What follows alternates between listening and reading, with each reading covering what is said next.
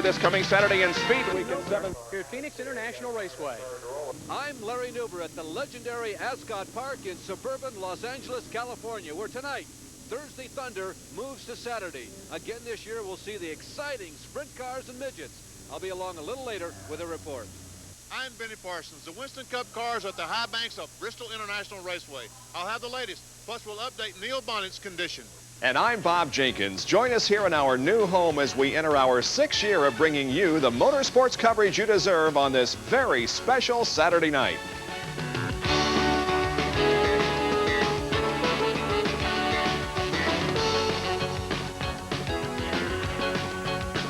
Speedweek is brought to you by Dodge Cars and Trucks. On the street or off the road, it's the new spirit of Dodge. Hi, everyone, and welcome to Speedweek. It's the same show, but a brand new look as we debut here in our new permanent time slot. Tonight is a big night here on ESPN as we kick off a full evening of racing. Following Speedweek at 8 o'clock, a one-hour version of the Busch Grand National race held earlier today at Bristol, Tennessee. And then Saturday Night Thunder, live USAC Western States midget racing from Ascot Park in Gardena, California. That's at 9 o'clock Eastern Time. Topping the news tonight, CART begins its 12th season of sanctioning IndyCar races this weekend at Phoenix International Raceway. Our Rick DeBrule is there with a report on who looks good in the Auto Works 200. Rick? Well, Bob, they had talked about slowing the cars down this year, but it doesn't seem to have done the trick.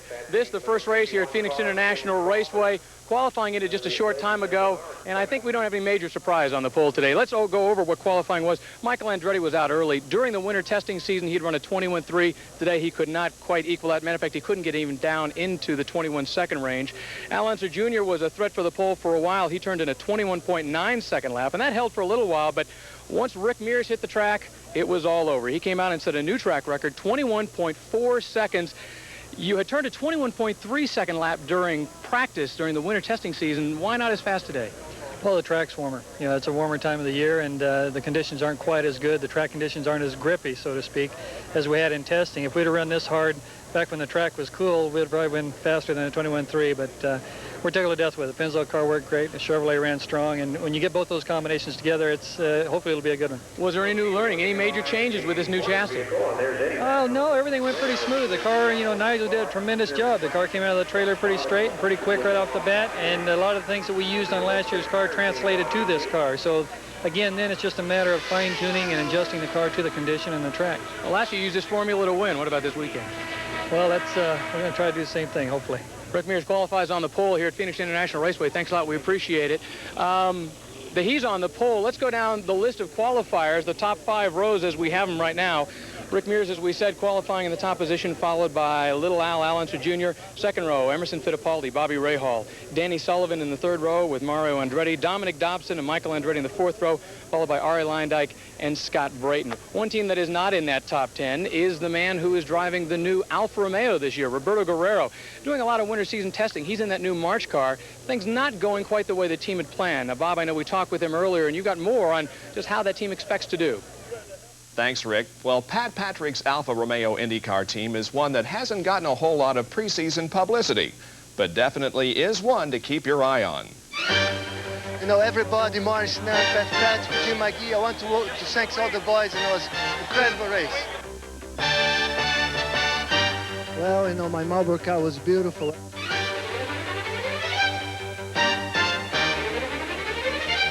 I'm really pleased, you know, the Marlboro team did a great work, and I mean, I'm so happy with the season.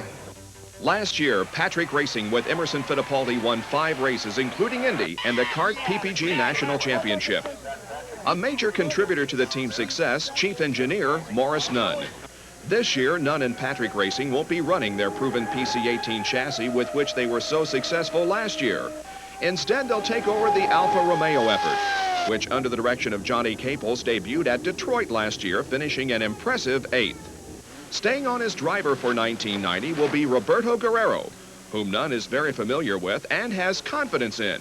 In fact, at the end of last season, just to put the record straight, we took the PC-18 with the Chevrolet engine and we tested Roberto at Memphis. And by the second day, he actually ran faster than what we've run there with Emerson.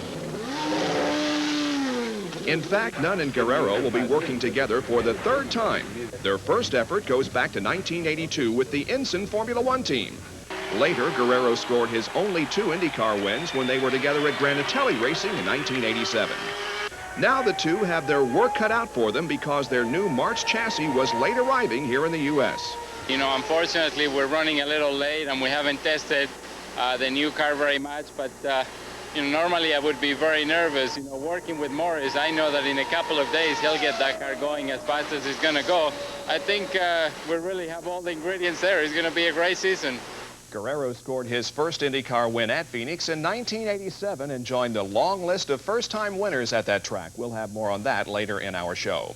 So who's going to win this year's PPG Championship? Well, in a cart poll of various auto racing journalists, the majority felt that the combination of Bobby Rahal and the Chevy Indy engine will be a strong contender to win it all in 1990. Who do I think is going to win the championship? I'm going again with Michael Andretti. He has the help this year of engineer Tony Sacali. I think he's going to win the national championship. Phoenix International was a site of a significant historical open-wheel racing event just 4 years ago. That race in 1986 saw a field of only 14 cars, most of which were owned by the series itself. Who won that first ever ARS race? Well, Kim Campbell led most of the early laps until Steve Millen passed him for the lead. Steve, driving for Jim Truman, went on to take the win, one of only 2 ARS career victories for Millen.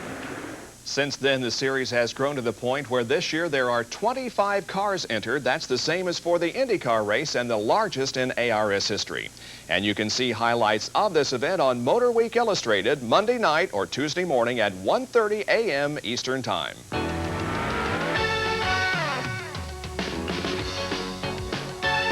Speedweek is brought to you by Quaker State. The Big Q is one tough motor oil. And by Dodge Cars and Trucks. On the street or off the road, it's the new spirit of Dodge.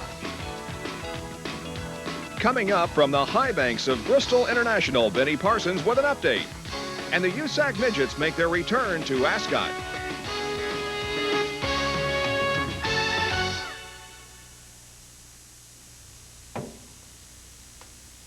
Who knows what lurks in the heart of Dodge? The Shadow knows. 45 standard features, more power, a driver's side airbag, price to put Nissan Sentra on ice. Yes, the Shadow knows. Shadow, now $79.85, including $1,000 cash back. My car's been going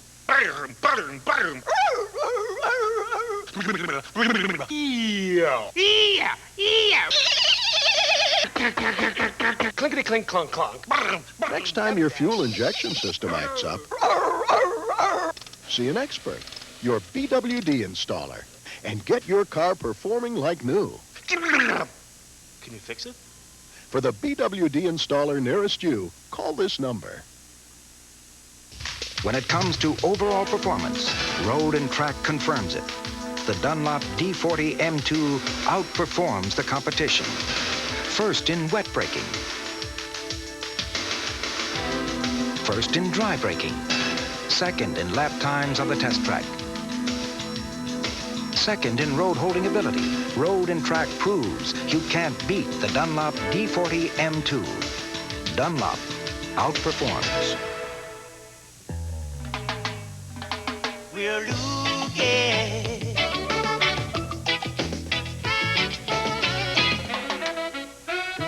We're looking. Yes, we are looking. Come on. I'm just looking for a push. Bill.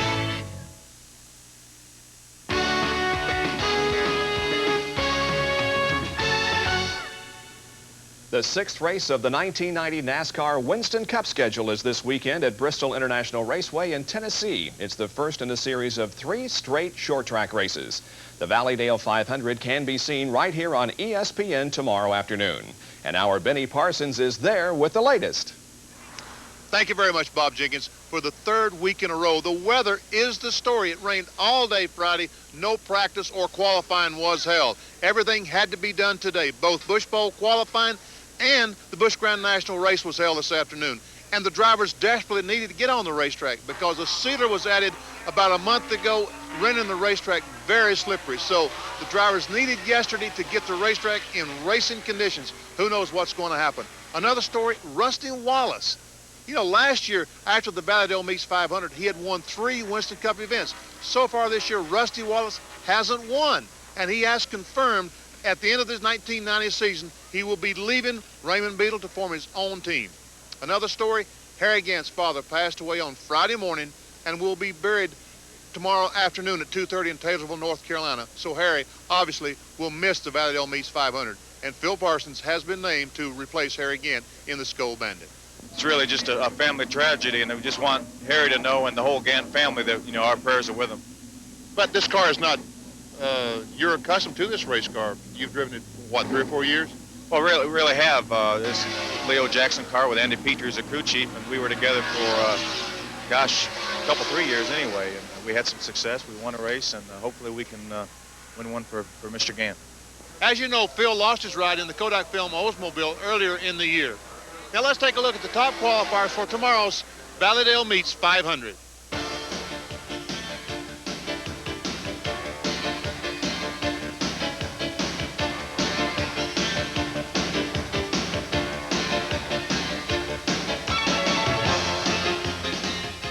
Well, there are the top qualifiers for the Valleydale 500. As I mentioned, there was a Busch Grand National race run this afternoon. I'm not going to tell you who won because you can see that race right after Speed Week on ESPN. Bob, I'll see you in the booth tomorrow. Thanks, Benny. I'll see you there tomorrow. Well, last Sunday, Darlington International Raceway upheld her reputation as being too tough to tame in the Trans-South 500. After spinning earlier in the race and spending 10 laps in the pits, Ernie Irvin lost control in turn 4 while trying to get one of those laps back from leader Ken Schrader. The crash resulted in thousands of dollars in damage to machinery, but more importantly, it resulted in an injury to Neil Bonnett. Watch again in slow motion and you can trace Bonnett's path through the crash. With other cars all around him, his Wood Brothers Ford is unable to move from a course that takes him into Sterling Marlin as his number 94 Oldsmobile careens off the wall. The impact knocks Bonnett unconscious, and later in the day, while undergoing tests at a local hospital, Neil begins suffering from amnesia. In the early part of the week, Neil suffered from a total loss of memory, unable to recognize even his wife. Now, amnesia is a condition that can clear up in a short period of time, or it may never clear up. No one really knows. Needless to say, all of us here at Speed Week wish Neil a very speedy recovery. In the meantime, the Wood brothers have named Dale Jarrett to replace Neil. Now, Dale was at the team's Stewart, Virginia shops on Tuesday getting fitted for the car, which he'll drive this weekend at Bristol, and at other races until Neil gets better. Before this, I didn't have anything, so this is just something extra for me, and I'll do whatever is needed by me to help them out, because Neil's a good friend of mine and a good race driver there, and I'm sure he'll be back very soon. And I've always thought a lot of the Wood brothers and Eddie and Lynn are doing a good job with this now, and however I can help them, if it gets down to where I just relief drive or whatever I need to do for them, I'll be there available for them. Jarrett has been driving full-time in the Busch Grand National Series this year after losing his Winston Cup ride with Cale Yarborough at the end of last season. Meanwhile, another Dale Earnhardt won the race at Darlington, his second of the year, and threatens to run away with the Winston Cup Championship. Already, he's 78 points ahead of Morgan Shepherd. Were it not for a cut tire on the last lap at Daytona and a 3-second deficit at Richmond, Earnhardt could very easily be 4 for 5 this year. Well, several drivers are struggling here in the early part of this year. After the Trans-South 500 last year, Alan Kulwicki was the leader in the battle for the Winston Cup. This year, he has only one top 10 finish and is 24th in points. Terry Labonte, despite his second-place finish at Daytona and another top 10 finish at Rockingham, is 18th in the points.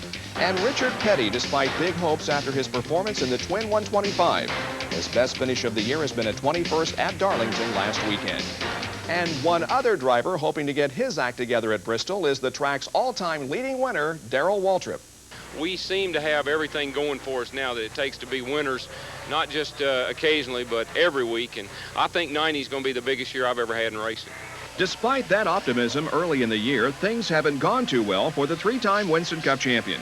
He's only finished in the top 10 once and finds himself 10th in points, 221 behind Earnhardt. Now, short tracks certainly are DW's specialty, though. His win at the fall race at Bristol was one of 3 on short tracks last year. And if you only count the 8 short track races in '89, Waltrip would have won the points, with Earnhardt and Rusty Wallace close behind.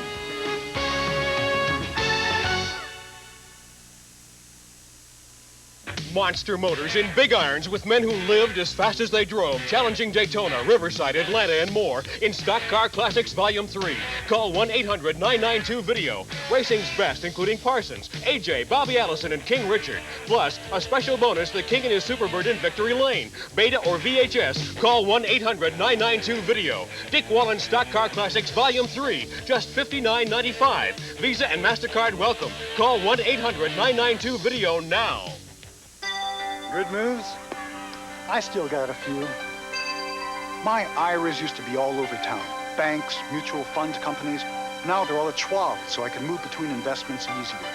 I bought some zeros, mutual funds, then switched to blue chips, all in the same Schwab IRA. Now when a good opportunity comes along, home run. We give you more ways to succeed.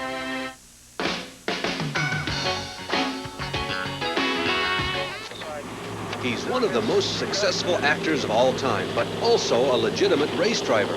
Paul Newman. Calm down, ladies. Risked his billion-dollar face recently practicing perhaps racing's most lethal machine, the sprint car. I guess I'm getting older and my bones are getting brittler and I can't go as fast. Well, there's no 60-year-old driver out here who turns 21 seconds. Well, if I come back the next time, I'll be in the 20s. He is, of course, a very successful Trans Am driver. He starts out in the 98 Agagenian house car, didn't feel comfortable, so he tried Jimmy Oskey's. Much better. Let's try backing it in. Well, there's the courage, but not quite the experience. Eventually, Paul's within a couple of seconds of competitiveness, but this was just for curiosity. But with Paul Newman, someday, nah, I doubt it. Later this evening, Ascot Park will be the site as one of ESPN's most successful auto racing series returns for its 1990 season. And your host once again this year will be Larry Newber, who's getting ready for tonight's action in Gardena, California. Thanks, Bob. Well, Thursday Thunder is moving to Saturday this season, but still features the always exciting short track action of the sprint cars and midgets. And again this year, it is live. Tonight is the first of 16 selected Saturdays you'll see these open-wheeled warriors of the United States Auto Club. Nowhere is action closer or more dramatic, and again, you'll see variety from the freewheeling, gunslinging nature of Ascot Park's quarter-mile dirt that's in suburban Los Angeles, where we are tonight, to the high-speed, razor-sharp precision of half-mile pavement, the Indianapolis Raceway Park, where we'll visit next month. Now, there last year, we witnessed live just how close to the edge these racers live. And we'll return to ESPN's own roots, the foreboding high banks of Winchester and Salem, Indiana. Predating NASCAR super speedways, these are the most legendary tracks left in racing. And in '89, we also debuted the Cage Cam, the latest version of the in-car camera. That's back too. Robbie Flock is the defending champion of the USAC Western States Midgets, which we will be watching this evening. Now, Robbie, it seems as though on these TV shows, we always get a lot of competitors from the national circuit to come out. Added incentive? Well, this ESPN really gives us midget drivers a chance to shine. It collects the best talent among all the racing here. We come to the West Coast, we run a good show that makes us anxious to go back and run the national the same. ESPN's just giving us a heck of a chance, and we're doing the best we can with it. Robbie, you're one of those that hopes to move on, perhaps running more rear-engine cars on road courses in the very near future. Now, this midget racing is still very risky business. Why do you do it? Well, I love racing. It's been something I've always watched and always wanted to do. My career goal is Indy. I love the midgets. You get into that midgets and you have 300 horsepower strapped in there and you throw it sideways at Ascot. There's just no other sensation. You'll always go back to it.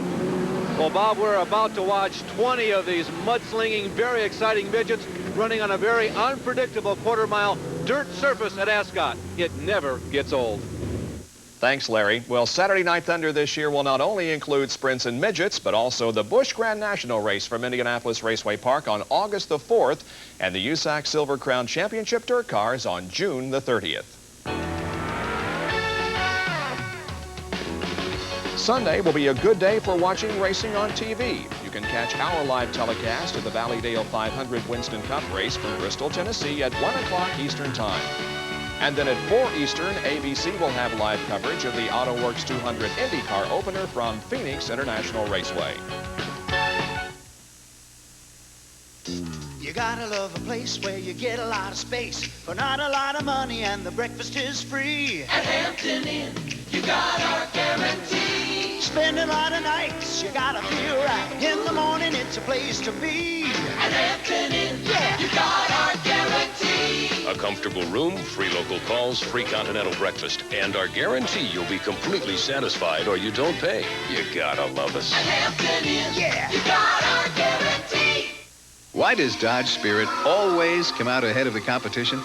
Because Spirit gives you better comfort with more rear seat legroom than any American or Japanese car in its class. Longer powertrain protection, plus the security of a standard driver's side airbag, Stanza and Accord don't even offer. All for $94.95, making it the best value in its class. Spirit, now $94.95, including $1,000 cash back. As we mentioned earlier, the 1990 IndyCar season opens this weekend in Phoenix. Now, we've already seen an upset winner at the Daytona 500 this year. What are the chances of a first-time winner at Phoenix on Sunday? Well, here's the answer from Donald Davidson. Well, thank you very much, Bob. Historically speaking, the chances are excellent because since Phoenix International opened in March of 1964, 5 different drivers won their first IndyCar race there. Gary Bettenhausen won in the fall of 1968. The following spring, it was George Fulmer, and then Swede Savage made it 3 years in a row in the fall of 1970. Kevin Cogan won in the spring race of 1986, taking over late when Michael Andretti blew an engine, and then a year later, Roberto Guerrero did it the hard way. He was forced to start dead last. But of all those first-time wins, perhaps the most remarkable was that of Savage in 1970, because it was only his 8th IndyCar start. And that's the subject of this week's Dick Wallen Classics. As the USAC IndyCar circuit gathers under the hot desert sun, Dan Gurney is looking very pleased. His primary driver, Bobby Unser, has placed his Eagle on the front row, while Dan's protege, fellow Californian Swede Savage, is in row 2. As the 24-car field comes down for the start of the 150-mile event, Bobby uses the outside group to take the early lead over brother Al, A.J. Foyt, and Savage. A.J. is exerting heavy pressure, trying to gain the runner-up spot, but brake problems soon send Foyt to the sidelines. With Foyt gone, Al has now reeled in his brother in a battle for the lead. But just before the halfway point, the gearbox in Bobby's Eagle fails. As the race winds down, Al leads Roger McCluskey and Savage, who puts a little bit of stock car experience to good use, in a desperate attempt to catch the leaders. Savage gets a break when Unser gets tangled up in traffic. After making contact with Dick Simon, he backs his Johnny Lightning Special softly into the wall, but he's able to continue. Quick work by his crew gets Unser back in action without losing a lap, but now he's dropped to 3rd. As the white flag falls, it's McCluskey, Savage, Mario Andretti, who's several laps down, and Unser. Suddenly, the crowd goes wild as McCluskey slows. He's out of fuel. Savage streaks past and holds off Unser for his only IndyCar victory. Yes, Eagle has landed, this time in victory lane.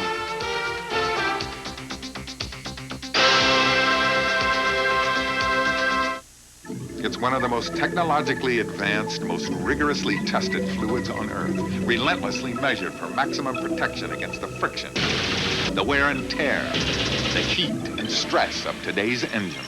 It is today's Quaker State. In Europe, in Japan, in America, Quaker State quality has passed the most demanding tests automakers can throw at it. At Quaker State, we don't just say we're tough, we're tested tough. The big Q is one tough motor oil. When it comes to overall performance, Road and Track confirms it. The Dunlop D40 M2 outperforms the competition. First in wet braking. First in dry braking. Second in lap times on the test track.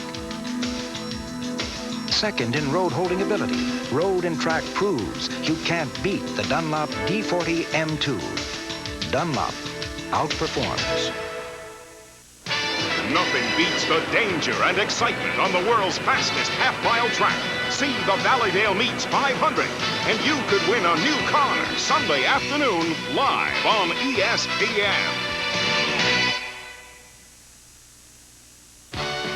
Travel arranged through Eastern Airlines, now taking off with terrific spring fares to 17 Florida destinations. At Eastern, we're building a great new airline. And finally, do time machines really exist? Well, some people say they do, and tonight you'll see a couple of them. Jerry Andersch of station KTVX in Salt Lake City, Utah, begins a two-part series on a time-consuming effort that often results in a time-traveling experience. To some, it may just be an old car. But for Jim McDermott, his steam-powered 1910 white touring car is nothing less than a time machine. Once fired up, critical adjustments made, steam pressure building, he slides in behind the brass and wood wheel, ready to begin a drive that will not be measured in miles, but in years. An excursion across more than 3/4 of a century, down the hazy back roads of time. I think it's a step back into 1910. When you get behind the wheel, you have the sounds of the engine, you have the smell of the hot steam and the oil, so you're somehow linked with the past. You certainly end up there for the duration of the drive. There's no question about that. It's taken Jim 7 years to restore the old car, making the task especially difficult. White steamers are exceedingly rare. This is the only one of its kind in the entire state. Finding missing or broken parts can take months, even years of serious detective work. You've still got that. Great. My check is in the mail to you. Another critical element lost in the void of time, information on how to properly operate the complex and potentially dangerous machinery of the steam drive. The boiler is fired by gasoline under pressure.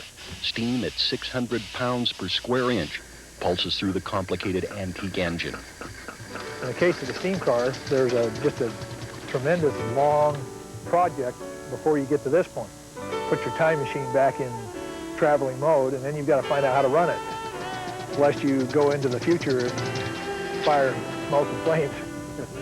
While Jim McDermott's machine is unusual in many respects, the effort to bring a piece of the automotive past back to life is not. There are literally hundreds of Utahns who've been caught up in restoration fever. Wally Kohler is among them. His 1922 Model T Ford came together as a result of a 15-year scavenger hunt. Parts were found in fields, along stream banks. The engine was located in a lumber mill driving a saw blade. Parts from literally hundreds of Model Ts, much of it old junk, painstakingly transformed into a machine that appears to be only days, not decades old. To drive down the street and have people stop and point, look, look, and wave to us, it's worth it. Every bit of it. It really is. I'd do it again, and I'm doing it again. Yes, Wally's starting another project. This time, a much rarer, more difficult to restore 1914 Ford. The scavenger hunt will continue, as too will the effort to resurrect another portion of the motoring past. As for the future, next week we'll be time traveling again, back to the 50s, where you'll meet a master of the torch and hammer, transforming what appears to be old junk into solid gold. Jerry Andersch for Speedweek. Maybe, baby, I'll have you. That's going to do it for this edition of Speedweek. Stay tuned for Busch Grand National Racing from Bristol, Tennessee, and we leave you with highlights from last fall's Grand National race. So long, everyone. Speedweek has been brought to you by Quaker State. The Big Q is one tough motor oil. And by Budweiser, the king of beers. Remember, know when to say when.